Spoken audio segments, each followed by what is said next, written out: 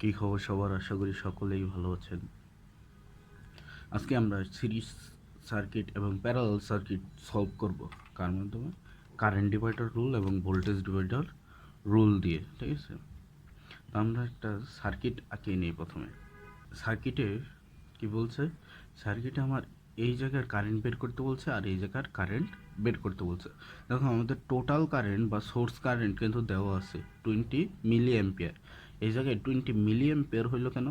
যদি আমাদের সার্কিটের রেজিস্ট্যান্সগুলো কিলো হোমে থাকে তাহলে আমাদের অ্যাম্পিয়ার হবে মিলি, আর যদি আমাদের রেজিস্ট্যান্সগুলো ওহমে থাকে তাহলে আমাদের অ্যাম্পিয়ার শুধু অ্যাম্পিয়ার হবে, মিলি হবে না, ঠিক আছে? তাহলে যদি I1 বের করতে চাই, যারা কারেন্ট ডিভাইডার রুল যে আমি ভিডিও করে ছেড়েছি ওইটা যারা না দেখেছেন অবশ্যই দেখে আসবেন, না দেখলে আজকের এই ম্যাথটা বুঝতে পারবেন না, ঠিক আছে? তাহলে যদি I1 বের করতে চাই তাহলে আমাদের কি করতে হবে? সাইডে করতেছি। I1 ইকুয়াল টু আমাদের সূত্রে কি ছিল? মোট কারেন্ট কত? 20 ইনটু কি বলছিল? বিপরীত শাখার রেজিস্ট্যান্স, বিপরীত শাখা কত? 4, ঠিক আছে? এরপরে কি? রেজিস্ট্যান্স দ্বয়ের যোগফল, তাহলে 6 প্লাস 4 ইকুয়াল টু কত হবে? 8 মিলি অ্যাম্পিয়ার। এখন দেখো I2 কিন্তু আমরা ডাইরেক্ট বের করতে পারতেছি কিভাবে? যে যদি এই I2 বের করতে চাই তাহলে যদি I থেকে I1 বিয়োগ করে দেই তাহলে কিন্তু আমরা I2 পেয়ে যাব, কিন্তু আমরা ইউজ করব কি? Current divider rule. That's why current divider rule দিয়ে আমরা বের করব। তাহলে current divider I2 equal to কত? মোট কারেন্ট ইনটু যদি I2 বের করতে চাই বিপরীত শাখা কত? 6 আর রেজিস্ট্যান্স দ্বয়ের যোগফল, তাহলে আমাদের কত হবে? 12 মিলি অ্যাম্পিয়ার। এই জায়গায় যদি আমরা করতাম যে I থেকে I কত? 20 আর I1 বের হয়েছিল 8, তাহলে আমাদের বের হইতো কত? 12 মিলি অ্যাম্পিয়ার। তাহলে মিলছে, আমাদের সার্কিট মিলে গেছে। এরপরে আমি আরেকটা সার্কিট আঁকি ভোল্টেজ ডিভাইডার ল ইউজ করার জন্য।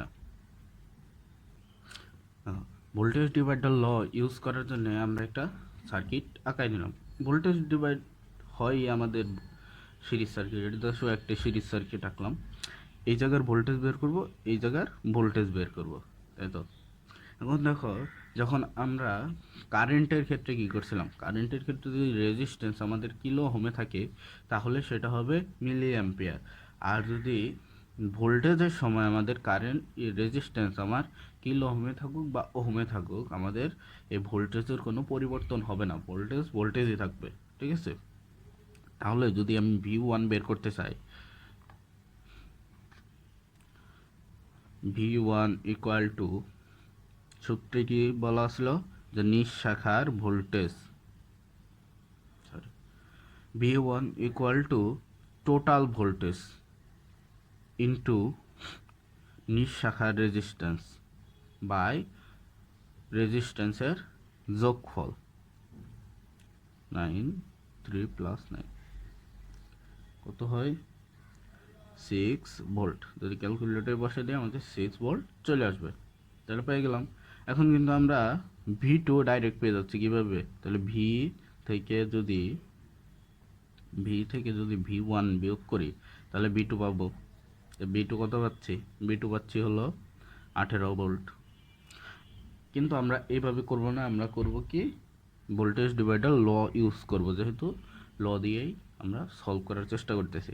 তাহলে V2 ইকুয়াল টু কত হবে? 24 ইন্টু নিজ শাখার রেজিস্ট্যান্স 9 আর টোটাল রেজিস্ট্যান্স, তাহলে 3 প্লাস 9 কত হচ্ছে? 18 ভোল্ট। দেখো এটার সাথে কিন্তু আমাদের মিলে গেছে। তাহলে কারেন্ট ডিভাইডার ল এটা শিখলাম, আর ভোল্টেজ ডিভাইডার ল এটা আমরা সার্কিটে কীভাবে অ্যাপ্লাই করব সেটা শিখলাম। যদি কারো কোনো সমস্যা থাকে তাহলে অবশ্যই কমেন্ট করবা, আমি আরও ডিটেলসে বুঝিয়ে দেওয়ার চেষ্টা করব, ঠিক আছে? তো ভিডিও দেখার জন্য তোমাদের ধন্যবাদ।